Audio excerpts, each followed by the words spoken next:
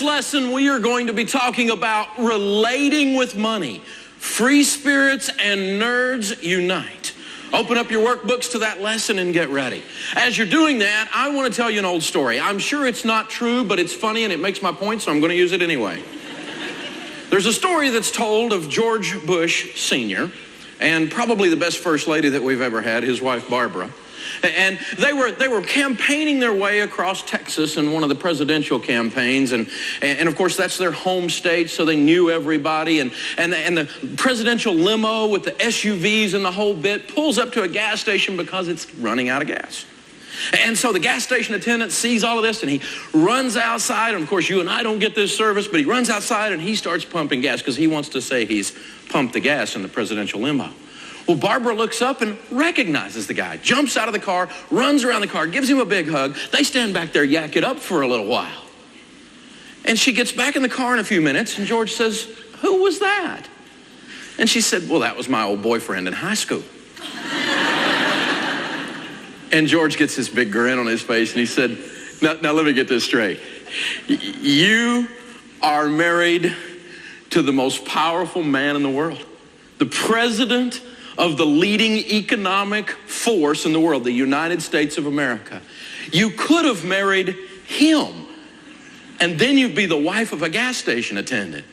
And she said, "Oh, George, don't be silly. If I had married him, he'd be president."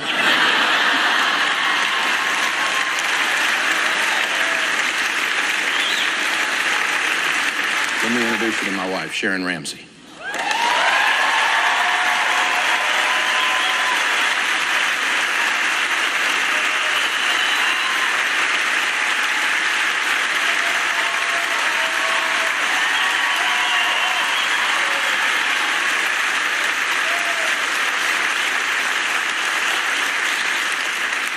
As you can see, I'm an excellent salesman.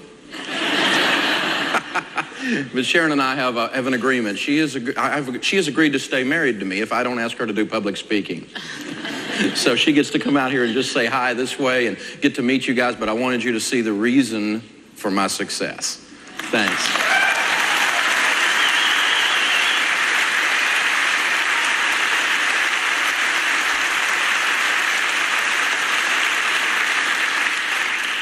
When we're dealing with money in relationships, when we're dealing with money in our personal lives, when we're dealing with money in our families, the flow of money in a family represents the value system under which that family operates. Larry Burkett used to say it's kind of the checkbook autobiography. Back in the days when we used to keep a checkbook, or if you keep it on Quicken or something, if you look at your checkbook register, where your money goes tells us what's important to you, tells you what's important to you. And men and women are different in how we process this stuff. We're different in how we process everything, and money is no exception to that statement. Gary Smalley says men love to share facts. Women love to share feelings. Men connect by doing things. Guys go hunting together, we do things together, we work on the car together, we do whatever, we do things together. Women connect by talking. Guys can hang out all day. My son and I drove 2.5 hours after a football game home and didn't say a word, and we were perfectly okay with that. Women would have thought that was psychotic. We operate differently. We're perfectly okay with these differences too. Dennis Rainey, who is a Christian family counselor, marriage counselor, has a wonderful radio show. He says that women and men have a different verbal level. Men speak 30 to 50,000 words a day. Women speak somewhere from 50 to 70,000 words a day, with gusts up to 125,000. We are different. Gary Smalley says men tend to be controlling. Women tend to remain agreeable. Women would say amen. Men tend to be independent. Women tend to be interdependent. Another great thing to read if you've ever gotten married or ever thought about getting married is John Gray's book, Men Are From Mars, Women Are From Venus. And he talks about the differences of men and women. He says, men define ourselves by our ability to achieve results, where women, on the other hand, tend to define themselves by the quality of their relationships. And all these differences come up big time in the way we handle money and the way we interact. And so we've got to take this into consideration if we want to have financial peace two words that don't go together. When it comes to the emergency fund, men say it's boring. It's not sophisticated enough. I could do something better with that $10,000 or $15,000, which is a fully funded emergency fund of 3 to 6 months of expenses. I could invest that in a good mutual fund or something. But Dave says just to put it in a money market account and it not make much money. That's boring. It's not sophisticated enough. Women, on the other hand, say it's the most important key to our financial plan.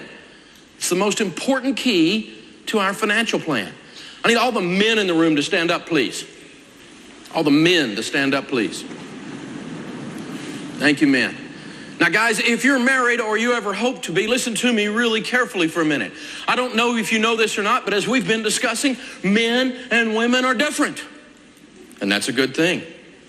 And they're different in how we look at this emergency fund thing. So guys, what I got to get you to understand right now is somewhere right down in here, your lady has a gland that you don't have.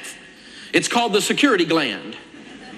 And if she is feeling insecure because of the money situation, that gland spasms. And it is attached to her face. So an emergency fund is actually an investment in a pretty wife. Her face relaxes because her security gland relaxes. When you have $10,000 or $15,000 in the bank and you know that you're not going to touch it, and she knows that you're not going to touch it, you don't even touch the emergency fund for emergencies. It allows her to relax in a place you don't even have. Am I right, ladies? So the message, guys, is you don't have to get it. You just got to get it. You need to do that emergency fund, and it's an investment in your marriage. Right now, you're young and single, and you might think that understanding how men and women approach money won't matter until you're older and married. But the truth is, if you can understand how men and women approach money now, it will ultimately help you in your family relationships, friendships, and hey, even your dating relationships. Money is one of the biggest issues that married couples fight about. That's because most people aren't taught how to get on the same page with their spouse when it comes to money. If you learn this stuff now, you'll be set up to win in all of your relationships. When it comes to going shopping, men get good deals by negotiating. I can go in, I want those deals. I want to go out there and I'm just going to walk through the electronics store, the furniture store, and I'm going to kill everybody in the store until I get a good deal. I don't have to go shopping. I'm just going to drop an atom bomb on that one place. I'm going in there, I'm going to go, I want a deal, right? And I'm going to use all my techniques, and I'm going to get in people's face. I'm going to do whatever. I'm going to negotiate. I'm going to get a deal. We get good deals by, a lot of times, just straight old-fashioned confrontation, where ladies tend to get good deals by hunting and hunting and hunting and hunting and hunting and hunting. And they forgot what they were looking for, but they're still hunting. You know, we went to a marriage conference a long time ago, and the guy did a really good job. And he did have one suggestion, though, that was honestly, it was just stupid. He said, if you want to have some real intimacy with your wife and really have some high-quality communication, go shopping with her, guys. This is not a smart man. He is not a smart man. I mean, you think about it. I'm up here for 5 or 6 hours. It doesn't bother me a bit. My feet don't hurt. I can go all day. I've got plenty of energy. I get out of the car, walk into the mall, my feet hurt to my neck. I mean, what's up with that? I don't understand how that works, but that's how it works, isn't it? And Smalley talks about this. He says, here's how a shopping trip looks like for most people. You know, we get out of the car, and we go to this mall together, and we're going somewhere. We're going to go get something together, right? And the guy gets out of the car and says, identify the target. You know, we're going to get our handheld GPS and map out the quickest way to the store. And we're going to go straight to the store with the best deal, having searched on the web while we're on our way for efficiency. And we get in there, we get the best deal, we analyze which line is going the fastest, and in the cash register, we get in line, we go through the most efficient line, we're back to the car, let's time it, go, click. Identify the target. And the lady goes, whoa, you just don't get this, do you? See, we're supposed to enjoy this process. It's not just about the task, it's the process. We have to go in every store. We have to touch everything in every store. We have to try a whole lot of it on, buy most of it, discuss the checkout girl's family problems with her as we're going out, and then tomorrow we're going to bring most of it back.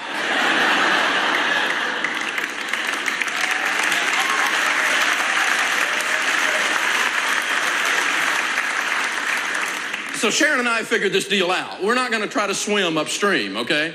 We know that we're not going shopping together and have a good marriage. That's not going to happen. But we have figured out she's really good at hunting. And hunting. She'll go through Consumer Reports. She'll search on the web and look at eBay, and she'll go find the best deal over here and the best sale over there. And then I'm really good at negotiating, so much so that when we go out, she's kind of a sweet, Southern Belle little lady. She doesn't like to be embarrassed. And we go in some of these stores with me with my $100 bills out, and she goes, "You embarrass me." I'm going, yeah, well, that's just one of the side benefits of this negotiating thing. So we just don't even try all of that. What we figured out is she hunts it down, then I go kill it. So we're going to work with these opposites thing and make it work. When it comes to financial problems, we see the difference in men and women. When we're struggling financially, if you're hurting and you're stressed out, you're behind on the bills, the guys lose self-esteem. Men lose self-esteem because money represents a scorecard to men. So ladies, listen carefully. If you're in here and you're married or you're in a marriage situation and you're struggling financially, your guy does not feel like Sir Galahad right now. His sword is a little rusty. He has some moss on his armor. And the last thing he needs in the middle of that is a barking chihuahua around his ankles. My mama said, he may find one last use for that sword. Guys, you need to look at this. When you're in financial trouble, women face fear. Sharon made us change it. She said the word is terror. Because money with ladies, as we said, represents security. There's that security gland. So if you're in here and you're struggling financially, don't let the stress of those financial things take your marriage.